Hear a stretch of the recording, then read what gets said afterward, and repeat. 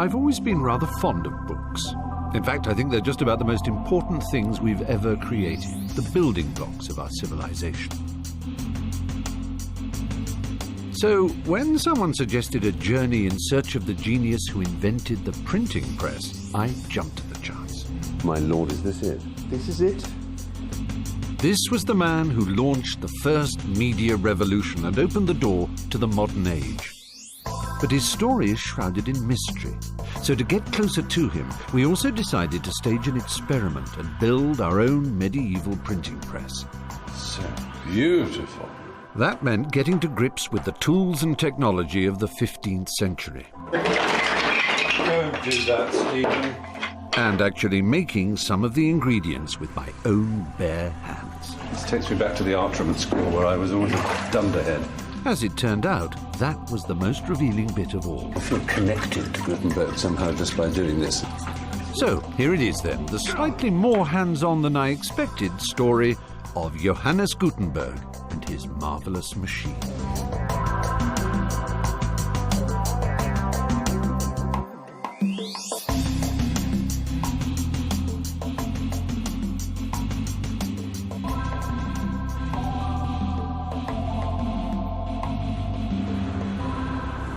Well, if you're anything like as old as me, you may well remember this, the John Bull printing outfit, made in England.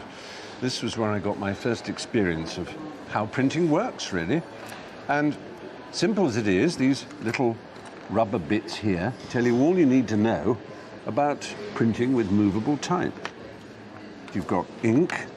Ooh, there it is. Oh, I'm going to get my fingers dirty already. There are lots of different letters, and you can rearrange them in any way you want onto one of these, which I think is called a form. And then when you print out, it's exactly the same every time. You can have hundreds, thousands, millions of pages that are identical. And there we are. Of course, the point about it being movable type is that I can move these letters into any order, make another word, not unlike Scrabble. So I'm going to mess around. What am I going to get? There we are. So how is it took mankind so long to bring together these simple elements into one machine that could make books? The breakthrough was made by a man called Johann Gutenberg more than 500 years ago. His printing machine was the most revolutionary advance in technology since the invention of the wheel.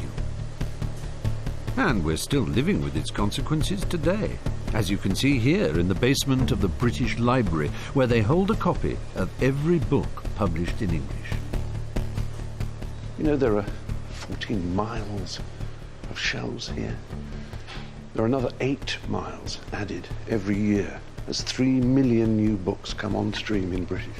And above me, all the readers demanding their books have little idea that there's this labyrinth of shelves here. It was the invention of the printing press which started all this, making mass production of books possible for the first time in history. Within a few years, there were millions of them in circulation. And as they travelled, they carried their precious cargo of new ideas or theories, philosophy or propaganda to every part of Europe and beyond, sowing the seeds for that great cultural blossoming we call the Renaissance. The fruit of Gutenberg's work can be seen all around us, but it's more important than that. For everything that our culture and our civilization depends on starts with Gutenberg's invention. And this was his calling card, one of the first and finest books created using his new machine. To the modern eye, the Gutenberg Bible opens a window onto a vanished world of monks and monasteries. But when it first appeared in the 1450s, it was viewed not as a reminder of the past, but as a signpost to the future, glittering proof that a new information age was dawning in Europe, fueled by the power of the printed word. I want to find out how and why Gutenberg invented his machine. To answer the how question, I'm planning a unique experiment.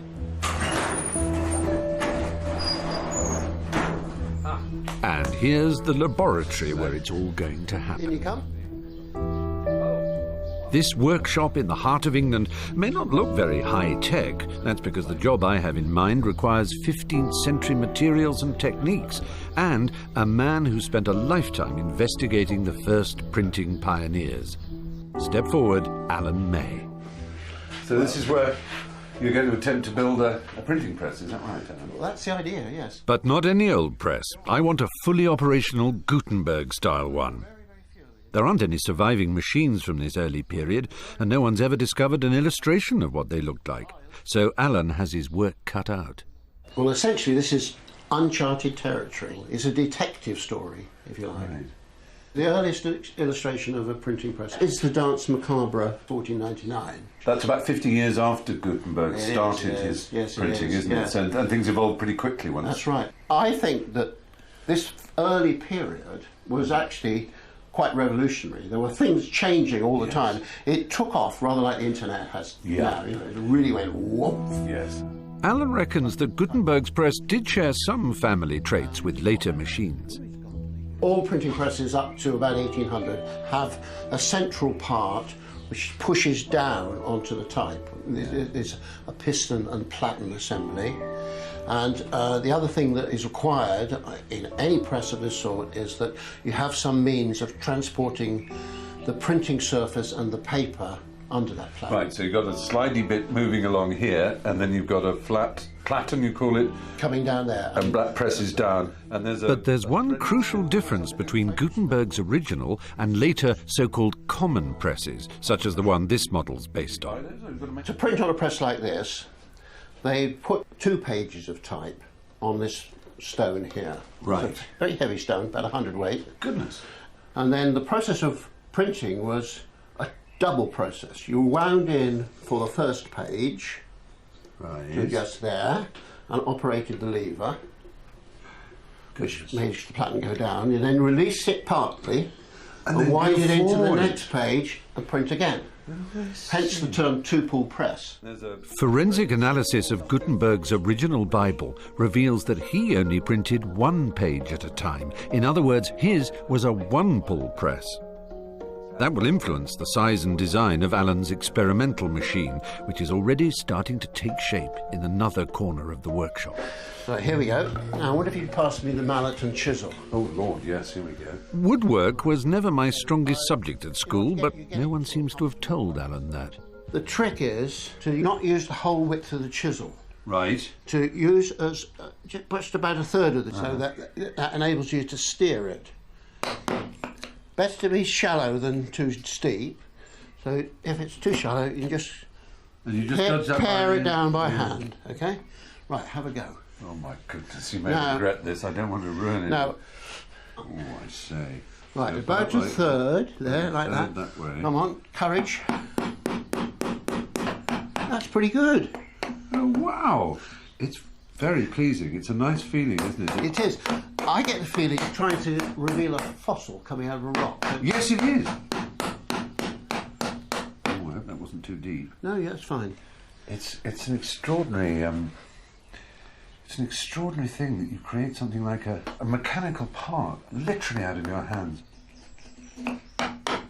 Well, there you are. Well, that's jolly If good. you could just finish that off for me. About yay big. When Alan's finished the press, I want to print a replica page of the original Gutenberg Bible. That means I'll also need to track down some other ingredients, including movable type and 15th century paper. But first, I have a journey to make. I'll be travelling through the Silicon Valley of medieval Europe to explore the places where Gutenberg and his team developed the machine which shaped the modern world. My first port of call is Mainz, on the banks of the Rhine in western Germany. This was Gutenberg's birthplace and the city where he spent his childhood. But despite first appearances, only a few traces of the medieval city that Gutenberg grew up in still survive. This is the birthhouse of Gutenberg. A chemist shop. Oh, yes. You can read it? Here stands Gutenberg's birthhouse. And Gutenberg is the name of his family? No, actually the name of his family was Gänsfleisch. GänseFleisch, Yeah. which means Goose meat. Goose. Meat. I always say, who wants to run around with the name of goose meat in his life? Just around the corner is the church where he was probably baptized. Well, part of it at least.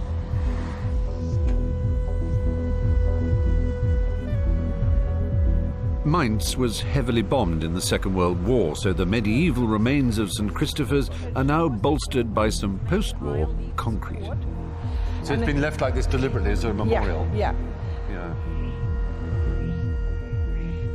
Think of a printer, you think of fonts, and this must be a 7,000-point font. But it's terrific to see. Oh, and there's a plaque to him.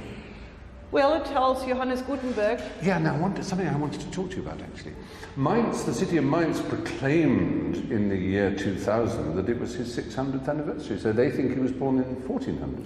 Well, that was decided on publicly, actually 1900, when they made already the same fuss about this centennial at this time, and then they decided Gutenberg was born 1400. But the exact date is somewhere between 1397 and 1404. Well, I have to say I slightly agree with the city of Mainz. I think 1400 is a good year to describe his birth, not because it's a round number, but because it's actually the year that Geoffrey Chaucer died in England. Oh. So it was the end of one age, if you like, the age of the medieval writer, and the beginning of a new age, the early Renaissance. There's very little evidence about Gutenberg's early years in Mainz.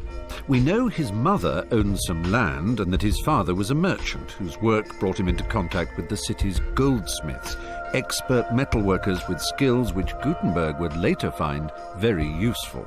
And it's likely that he studied at university, so he'd have come into contact with books, unlike most of his contemporaries.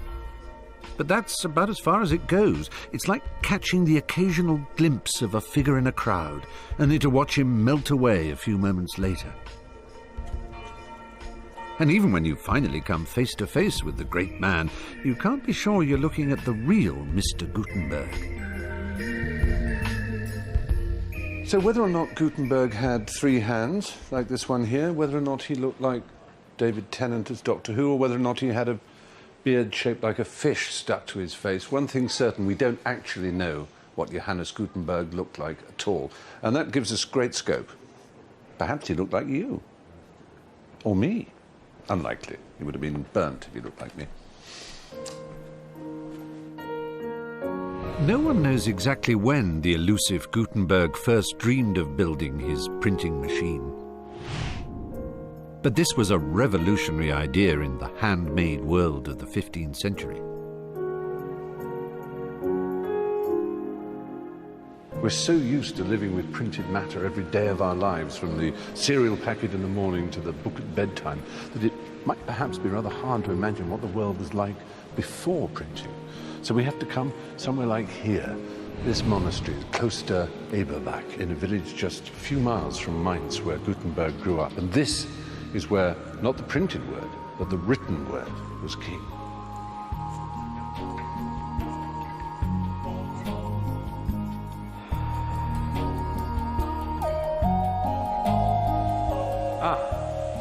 Dr. Schneider. Hello. Hi, what a pleasure to meet you. It's wonderful to be here in a monastic setting. I'm trying to get a picture of what life was like around the time of Gutenberg, how books were produced in the scriptoria, I think they're called. Yeah. Well, this is a rather fine room. This is, in fact, the chapter house where they would read the chapters of the Bible and they'd all sit round on the benches. So, a scriptorium presumably was a different kind of room to this. Yes. What sort of thing would you expect to find in a scribe's room? Scriptoriums were smaller rooms than this because they needed heat in these rooms, and because you need warm fingers to write and to hold the feather and to do all this fine work with your hands. And they needed light. They needed windows in the summer. And in the winter, they needed candles. Candles. Yeah. Do we have any idea of the character and personality of some of these scribes? Very seldom. Sometimes we have, at the end of such Bibles or other manuscripts, small texts where the scribes tell how hard their work were. Oh, really? They leave a little record? Yeah. It was very cold. They had to sit always in the same position, and they get cramps and stiffness. Yeah. And it was cold, and it was dark, and their eyes were tired. And they write this down? Yes. Hand-copied Bibles were rare and expensive commodities far beyond the reach of ordinary mortals, and even the best scribes made mistakes. A printing machine would allow the creation of exact copies, and lots of them. Whilst some church leaders feared anything that might break their near monopoly on learning, others recognized that a common and universally accepted version of the Bible might be a powerful weapon in the battle to preserve Christian unity. But the church was just one potential market for printed books. Beyond the cloister, new universities were springing up across Europe. So it's tempting to assume that Gutenberg, aside from his technical interest, also saw an entrepreneurial. Yeah. It was a mixture of three things, I think. He was an engineer about the technical things. Yeah. He was a merchant, and he was an intellectual. He had studied and at a university, and he knew that many people needed books. With demand for books growing all the time, anyone who could devise a machine for making them could hope to make a fortune. And growing up in the heartland of the German wine industry, Gutenberg didn't have far to look for inspiration.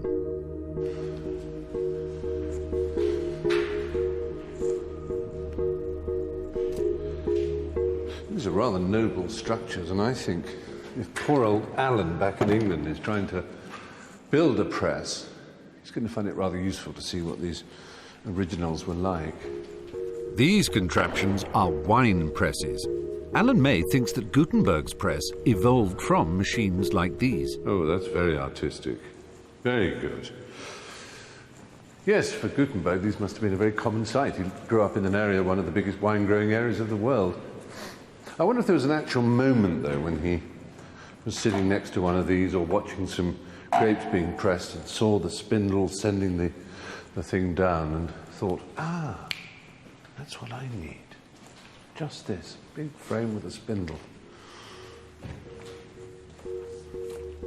Presses like these may have started Gutenberg's creative juices running, but to turn such a basic piece of engineering into a precision machine would be a tall order. And that was only part of the challenge he faced. The whole project would take years of experiment, and it would cost a fortune. But money didn't grow on trees in 15th century Mainz. I think it was a city of past glory. It had been very influential and very rich in the medieval times. But then in the 14th century, it came down a little bit. The plague was there 2 times, and the Black Death. The Black Death, yes, yeah. And the city didn't have the richness anymore. But it had been politically very influential. The archbishop had been the elector and was the primus inter pares, as we might say, of the electors.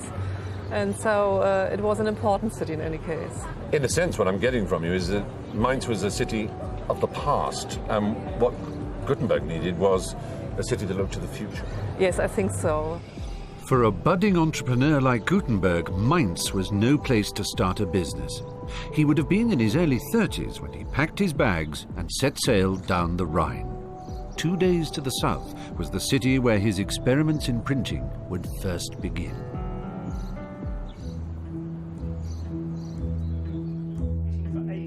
At Alan May's workshop in England, our own printing experiments already in full swing. Alan's invited his fellow printing expert, Martin Andrews, along to show him work in progress. I'm pleased to see that my holiday snaps turned up. Alan's also finished carving this hefty wooden thread, which generates the pressure needed to print. But the thread needs a counter thread to guide it on its downward journey, and it has to be cut by hand into the head of the press. Sounds tricky to me, but Alan has a plan.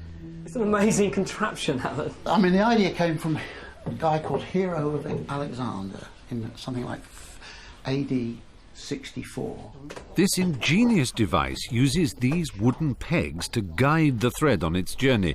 Meanwhile, a set of cutters at the other end carve the counter thread through this solid wooden block. I'm careful to tap this not on the sharp edge. So you're in fact using the real thread itself to cut its equivalent part. That's it, that's the elegant part of it. Actually, it's pushed loads and loads of sawdust ahead of it, look. It's cutting something, but there's only one way to find out if the thread and the counter thread are a perfect match. Ah, that changes the whole perspective, doesn't it? As soon as you take that out, one can see how it's all working. Oh my goodness, there she goes. Excellent. Well, I think that's a pretty good job, isn't it? I do. And I've never seen anything quite like it. So, I mean, I'm convinced. I think it works. I'm convinced too, but there's clearly a bit more to do. I'm following the Gutenberg trail down the Rhine from Mainz to Strasbourg. When Gutenberg arrived here in the early 1430s, this was a bustling city with trading links across Europe and beyond. That made it a far more promising business base than the bankrupt city of his birth. And towering above the commercial centre was the great cathedral itself.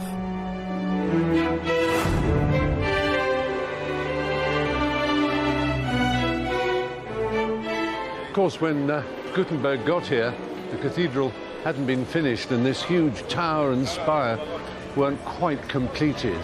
And as you can see, there's still some work going on to this very day.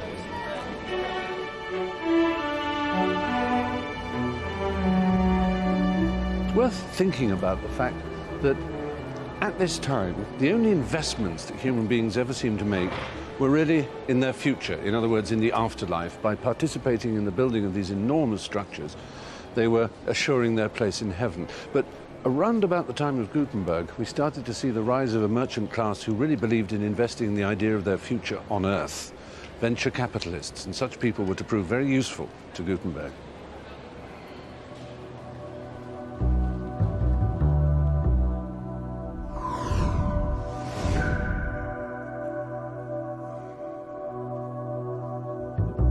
The cathedral was more than the spiritual heart of the city. It also became a focal point for its dealmakers and moneymen, prototype capitalists with the cash Gutenberg needed to fund his work. By the late 1430s, he'd struck up a partnership with 3 of them and was ready to start work in earnest. And if he ever wanted to remind himself that his big idea was a good one, he only had to take a stroll through the streets nearby. Rue des Frères, the street of the brothers, that tells us something about this area. We're right beside the cathedral, which is the ecclesiastical heart of an ecclesiastical city, at the heart of an ecclesiastical empire, the Holy Roman Empire. Perhaps worth thinking of it in terms of something like the City of London, in other words, the centre of the entire system that runs the world at the moment. For us, it's finance. For them, it was the church. It was the church that generated all the paperwork, all the legal documentation, all the printed services, everything, in fact, that Gutenberg might have spotted needed reproduction, needed a new technology. And so we turn into this, frankly less than prepossessing street, but note the title, Rue des Écrivains, Street of the Writers, Schrijversstuggasse. It's in this street in Strasbourg that Gutenberg must have seen the scribes bustling around self-importantly with great sheaves of paper under their arms and calluses on their inky fingers. And he must have thought, well, you may believe you've got a job for life, but I know better. Because one day you're all going to be replaced by a vulgar machine. He employed a carpenter called Saspach to work on his new invention. No one knows what it looked like, so Alan Mays pieced together other clues to design our machine. He knows that Gutenberg printed 1 page at a time, whereas later presses printed 2 in quick succession. Maybe that's why this prototype looks rather unusual to an expert eye. Let me have a quick look and see what's actually going on here, because it is unconventional. Because the first thing that surprises me is that we've got all the weight and the framework here, and normally on a 2-pull press you'd have actually a framework out here, which is making this more rigid, but also taking the weight of the stone and the gear. Oh, don't need that now. Look, don't need it. Because you only need to go that far. It never has to go farther than that. When the press is in use, it never has to go beyond the cheeks. It is unconventional. It may be unorthodox, but Alan thinks he's found support for his design in an unlikely source. This illustration of a press was drawn by Albrecht Dürer 60 years after Gutenberg first printed. It's the only drawing that I know of where the feet of the press come forward from the cheeks. That's what mine are doing, look. And this has got a substantial structure at the front. Which you have, yeah. Which the common press never has. It just has a little leg. Little leg, okay? So I'm wondering whether this is an obsolete press that Dürer's got hold of, and we're looking at a product which is actually 50 years old. Perfectly prepared to be broad-minded. Whether the other authorities in the world will agree with you, I don't know. But if Alan's right, this is a major discovery. Could this be a snapshot of an early Gutenberg press?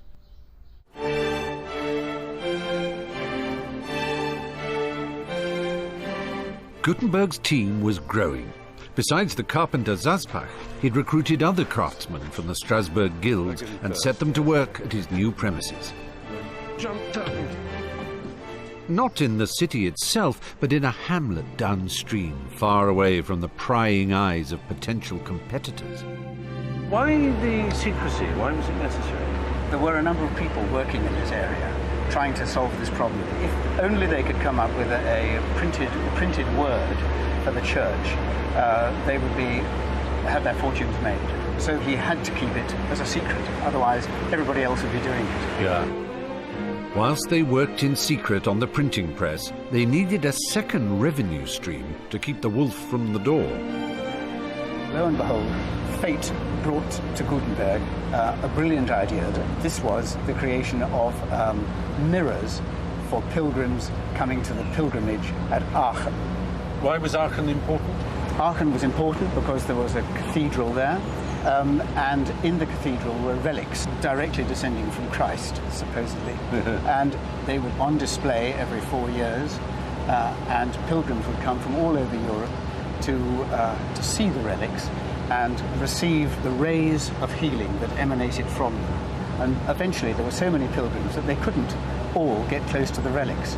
So the idea came into existence that there should be some way of capturing these rays. And the rays were captured by a concave metal mirror, which would be held up so that it was some sort of a satellite dish capturing radiation. Local makers could not keep up with the demand. Gutenberg's idea was that if he could mix his metal right, he could use the presses that were in development to print out mirrors which could be sold to the pilgrims at Aachen. It looked like a surefire winner, but in 15th century Europe there was one thing which could usually be relied on to scupper the best-laid business plan. Black Death strikes again, and the pilgrimage is put off.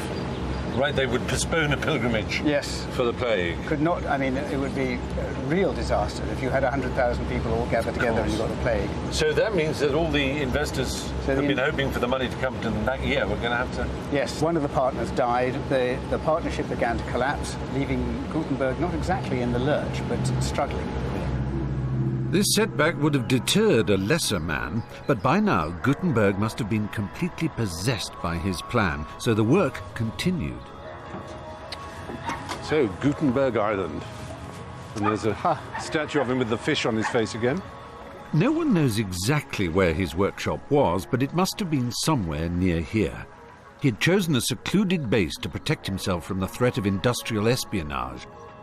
But there was another reason for being close to the water, because Gutenberg was playing with fire.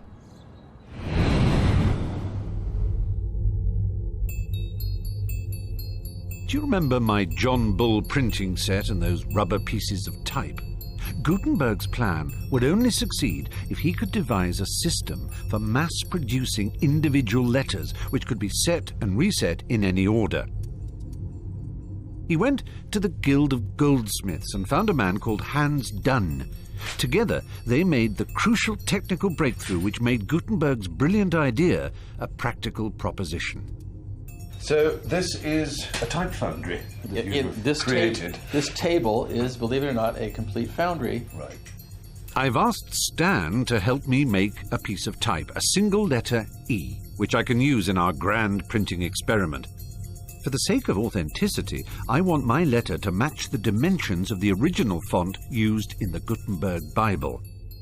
First, we have to make a punch, a master copy of the letter we want to reproduce. After we've transferred its outline onto the tip of this steel bar, it has to be carved by hand using a file, a very sharp file. You do maybe a punch a day, 2 punches a day? So, in order to do the full set of type that Gutenberg needed for his Bible, how much work was that? Well, there were at least 270 characters, perhaps more. So, you know, given that a lot of holidays, I would imagine close to the better part of a year.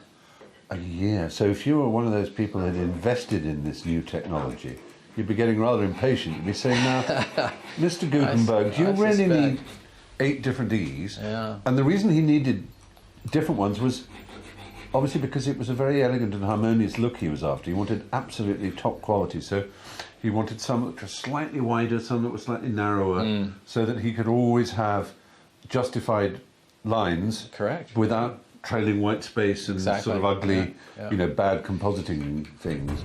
This is a smoke proof, a way of checking that our punch is an accurate copy of the letter we want to replicate. It looks spot on. Now, how clever is that?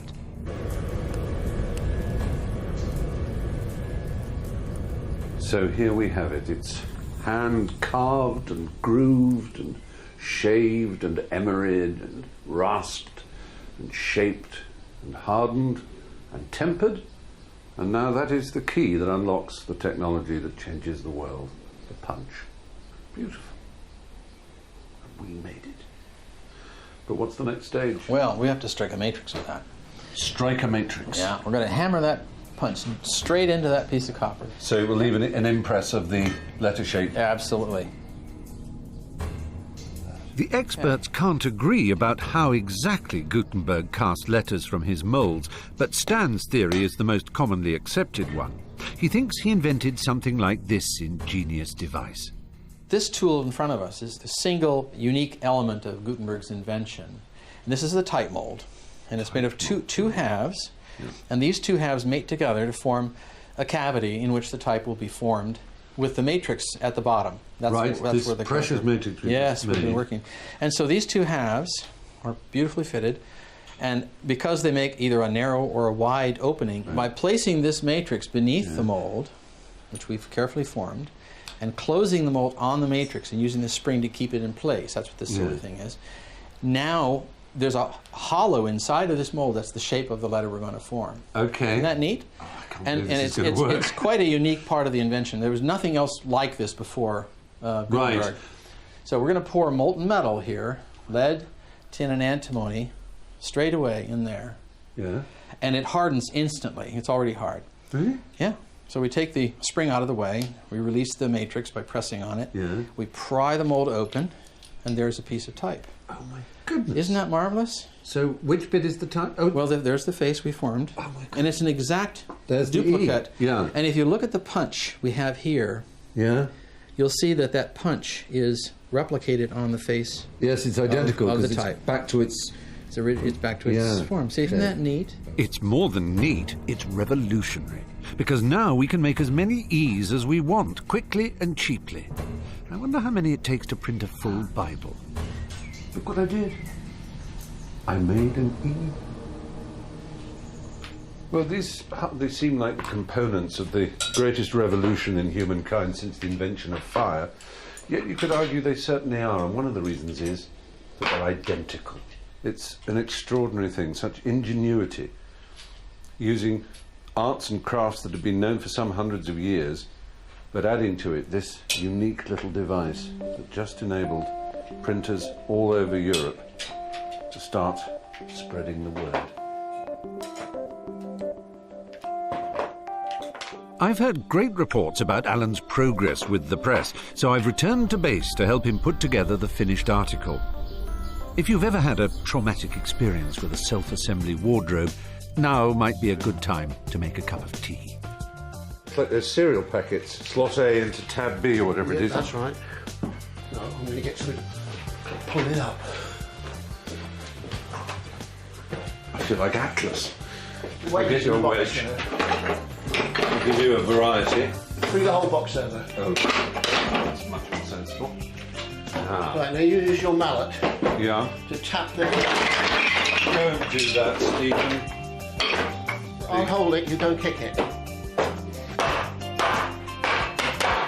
Good sound effects, haven't we? We're getting good creaks.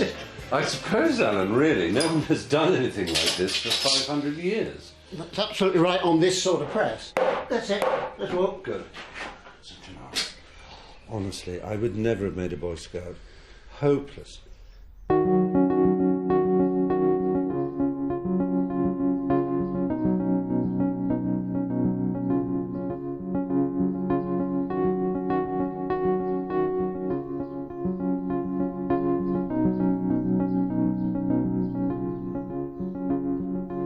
You see, what I love about this is that on the one hand it's desperately simple, and on the other hand there are all these little cunning things that I would never have thought of in 100 years. And I love when Alan showed me that he was doing this double thread.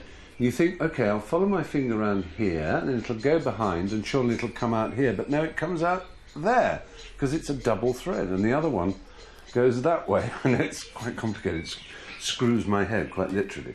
He's not sure that this is exactly what Gutenberg would have had, but it looks right, and so often that's the secret of this kind of engineering and designing, is if it looks right, feels right, then it is right. It's a most satisfactory object. Apart from anything else, wouldn't it be fun to have one in one's bedroom? You could convert it with a little wash hand basin or something, or maybe even have the mirror here at adjustable height. I'm going slightly mad now because I'm so fond of it. The one thing I, of course, can't wait to see is how it actually prints. I'm starting to share the sense of excitement Gutenberg must have felt when he was finally ready to start printing.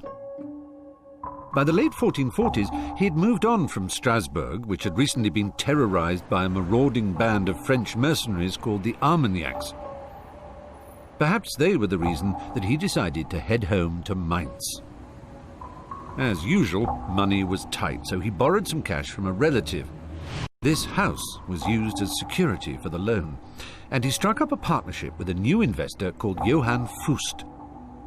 It was a deal he would later regret, but it did give him the cash injection he needed to set his press running. He didn't start with the Bible, far too ambitious. He road-tested the new technology on modest print jobs, like this Latin grammar book. I remember that. To show the church that his invention presented an opportunity and not a threat, he also printed documents like this papal indulgence. Now, indulgence is this wonderful Catholic way of raising money, weren't it? Quite so. It sort of reminds me of today, if you journey in an aeroplane or something, or have a very fuel inefficient car, you can offset your carbon, can't you? You can pay money to a company that offsets your carbon. It forgives you your carbon sins. Yeah. And this is a bit like the same idea. You offset your sins, don't you? It must have been marvellous for them to have Gutenberg's new technology, because before that, of course, each one would be handwritten by a scribe. And it's not just a quick voucher, it's a lot of lines.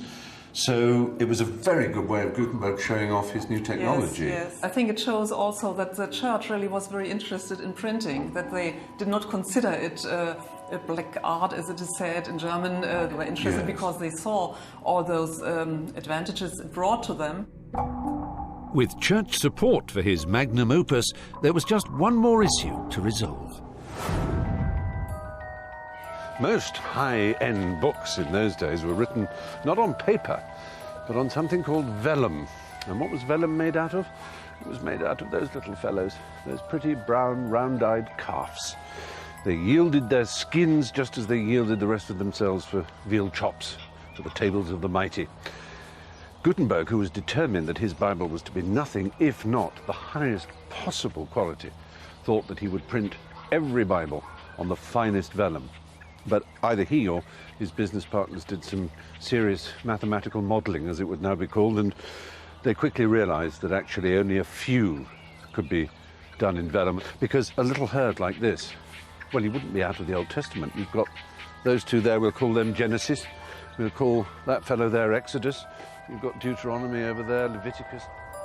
It would take 140 calves to provide enough vellum for just a single copy of the Bible. For a print run of 180, which is what he planned, Gutenberg would have needed a staggering 25,000 of the poor creatures. That's an awful lot of veal chops in anyone's book. There are, therefore, a few Gutenberg Bibles extant in the world which are printed on vellum, but most are printed on paper.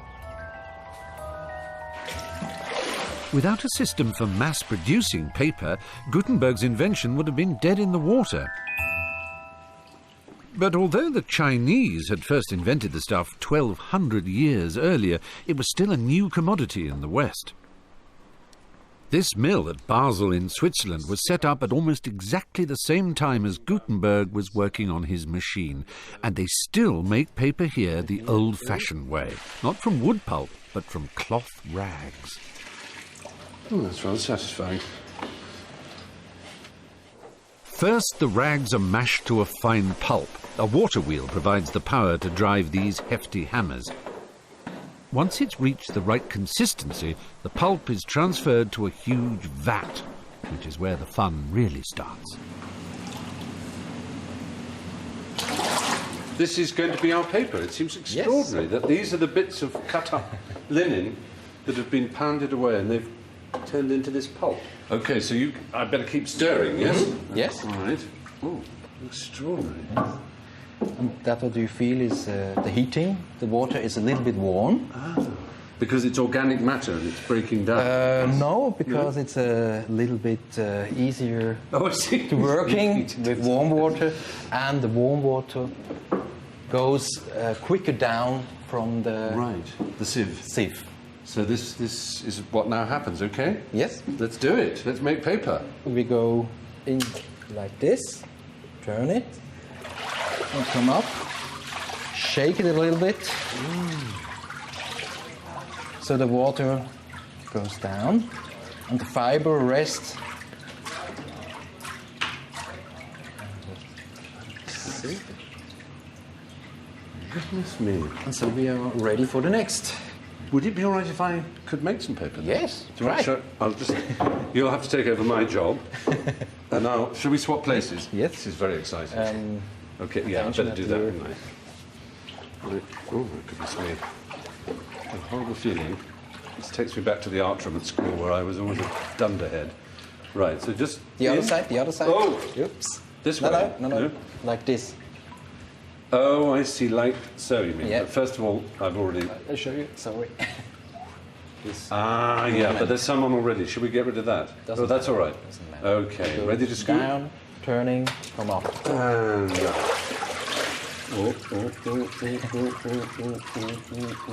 Also this side a little bit. and this piece, yeah, that way too. Oh, Okay. it's got a few white bits in, but it's not bad. Not bad. I think Stop it. Stop it. Some paper for you, Renee.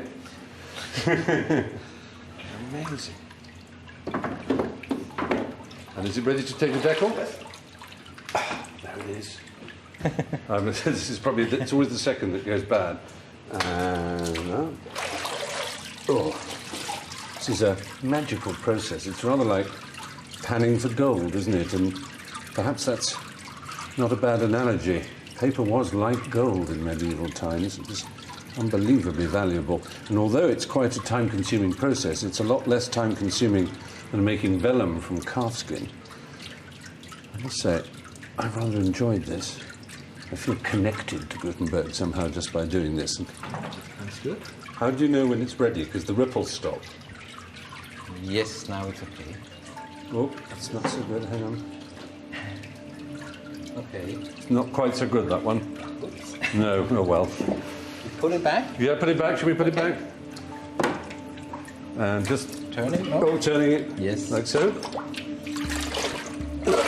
Nope. Oh, I thought maybe it would go... Oh, no, I did it wrong. Here we go. Oh, like so. Yes. Oh, dear. I've ruined the place. Oh, I see. Better. Screwed up. To make paper fit for printing is a fine art. The raw materials need to be mixed to perfection to produce the right texture and absorbency. For Gutenberg, this was the final crucial ingredient which made printing the Bible a viable business proposition.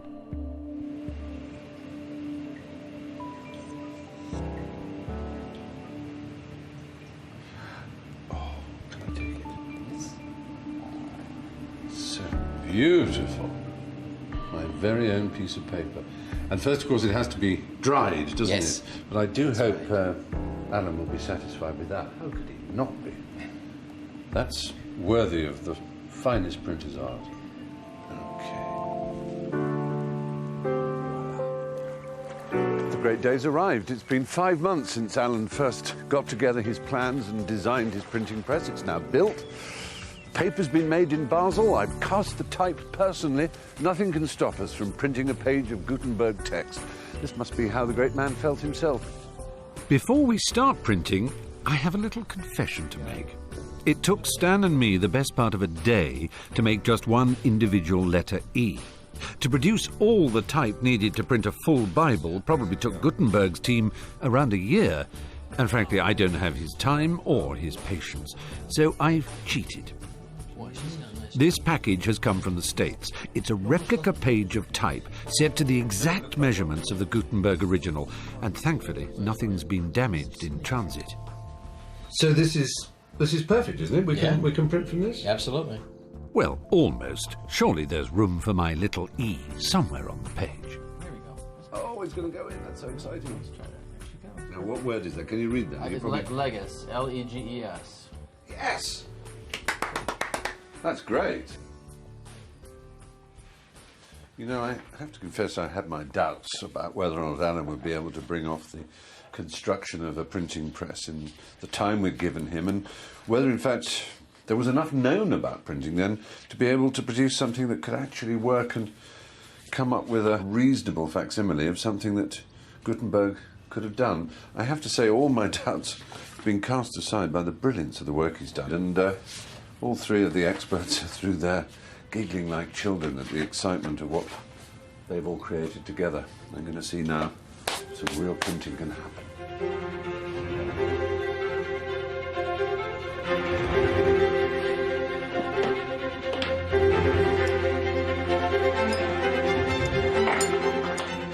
Right, this is a moment of truth. Let's see how it fits. That's not bad, actually. That's not bad. I think we're almost okay there.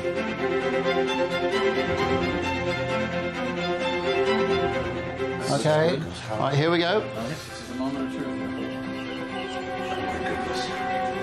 Oh my goodness. Wait for the creak.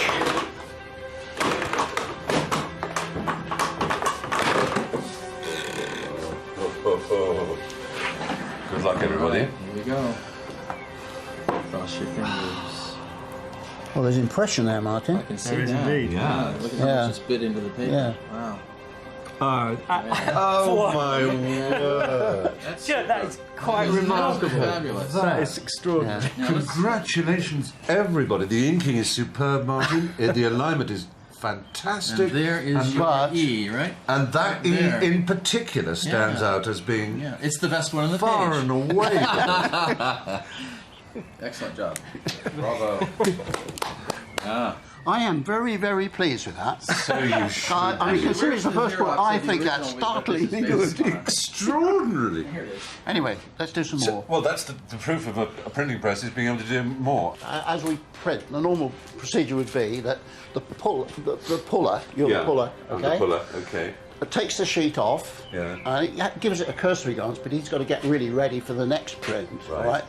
While the inker, while he's away from the press, the inker is going to be inking up again for him. Right, so it's a real assembly line. And when he comes off the inking, he checks the quality of the print that you've just done. Right, he's not proofreading it, that's all. No, he's looking to see done. that the impression is everything's printing up. Right, and then we haven't got a it's either too character. faint or... That's right, yeah.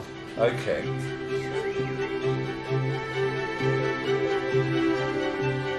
Done with my frisket. Yes. Timpan down? Timpan, that's it. Oops, it's dead. Now we all hold on to the press now. Right, and... That's him.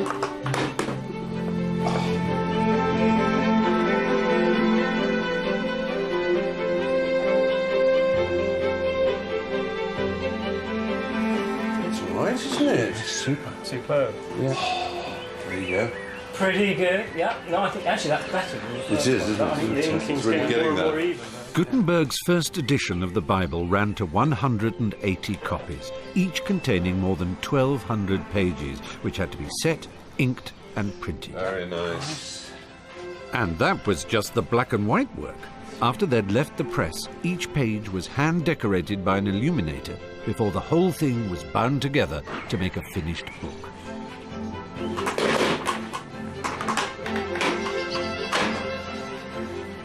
This is the miracle. They're identical, each one of these wonderful pages, and that had never been seen before in the history of the world. Our experiment's nearly finished, but for Gutenberg, this was just the beginning of a monumental 2-year print run. But what a beginning it was. The first copies of Gutenberg's Bible were displayed at the Frankfurt Trade Fair in 1454, and they caused a sensation. Today, fewer than 50 of those original books are still in existence. One of the finest is held here at Göttingen in Germany. You know what, I'm genuinely tingling with excitement about coming close to a Gutenberg Bible, having only seen one through glass, and having examined so much about its means of production, and having discovered just how important it was and what a symbol it is of everything the modern age stands for. The idea of actually touching one, albeit through cotton gloves, is giving me goose flesh. I cannot believe this. You know, I've looked at them through glass and I've read about them, and to be so close is an extraordinary feeling. You want to have a look? Please. This is actually it a smells. remark by Jakob Grimm.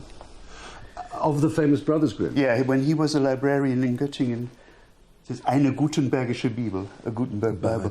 And he says, von höchster Seltenheit, of the highest rarity. Yes. Yeah. Thank you. And this is the first page of the first volume. Do you know what's interesting is that although the illumination and decoration and the, you call that the rubrication, don't we? Right. The red letters, literally. Although they're very beautiful, it is the typeface that really draws the eye, isn't it? Yes, it's, I mean, people have said that it's, even at the start of this new technology, that it is also an example of perfection. In a sense, and the general view is that it's so much more beautiful than it need to have been, as it were. That is very true, yes. It's simply, he was clearly a very driven perfectionist. Yes. He uses what the scribes in the monasteries also used. He used abbreviations. That was the only way to create this right margin as clean as it is. Now there's a little hole here. What's going on? Somebody must have What a vandal. plundered this in, I don't know when this happened. You see, the illumination went up the page and somebody needed a model for an illumination. So they cut it out and put it next to his manuscript and painted it off this model, which is unfortunate.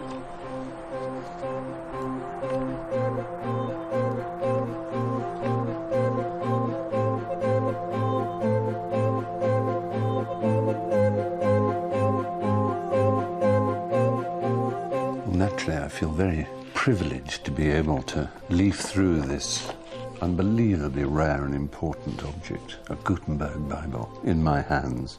I'm wearing white gloves, I'm terrified of breathing water vapour on it, and yet, you know, the odd thing is that it doesn't feel like something that is going to be crumbling to dust if I turn the pages too fast. It feels very solid and robust, and after all, it was made to be used more than once a day. I mean, if it was bought by a monastery, I guess it would have been used for all the offices of the day.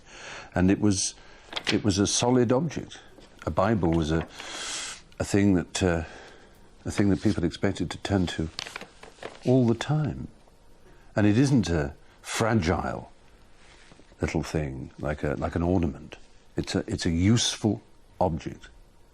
And the extraordinary thing about this is that although there were only 100 or so of these made, only 12 of these in existence on vellum, you know that aside from the illuminations, every page is the same.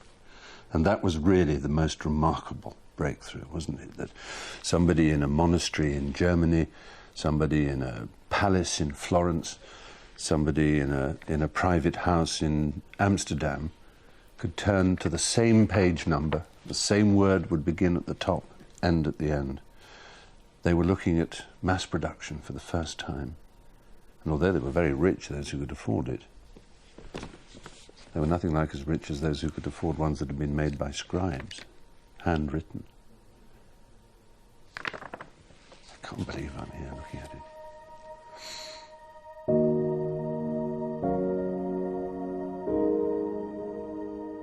I'd like to report a happy ending for the man who created this extraordinary book, but it didn't turn out quite like that. Do you remember Mr. Fust, the dragon who bankrolled the printing of the Bible? Soon after the presses started running, he asked Gutenberg to repay the money he'd borrowed. Gutenberg didn't have the cash, so he was forced to hand over all his printing equipment instead. It had taken him almost a lifetime to build his machine. Now, so soon after it had been completed, it was snatched from Gutenberg's grasp.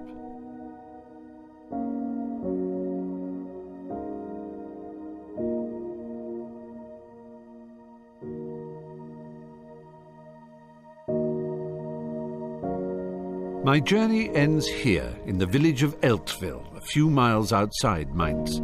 Gutenberg had family roots here, and his friends helped him get back on his feet and even to set up a new printing workshop. But he never enjoyed the riches which his invention earned for his former business partner, Fust. Well, Gutenberg finally got the recognition he deserved. Up in the castle there, the elector called him a knight and gave him a pension, and when he died, the world knew that he had founded the modern art of printing. But it's not that, really, that has brought me here. It's the thought of what went on after Gutenberg's death. The replication of printing across Europe at such a speed, an unimaginable speed for that time, from 0 books to 20 million in just 50 years. Gutenberg's technology spread across Europe like a benign virus. It gave new ideas a ticket to ride and kick-started the Renaissance.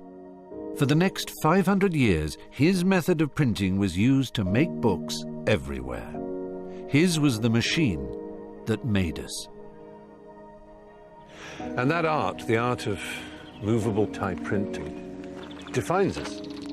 It's our civilization more than anything else. I can imagine a modern world without cars, I can imagine one without telephones or computers, but I cannot begin to imagine a society anything like the one we have that doesn't have the printed word.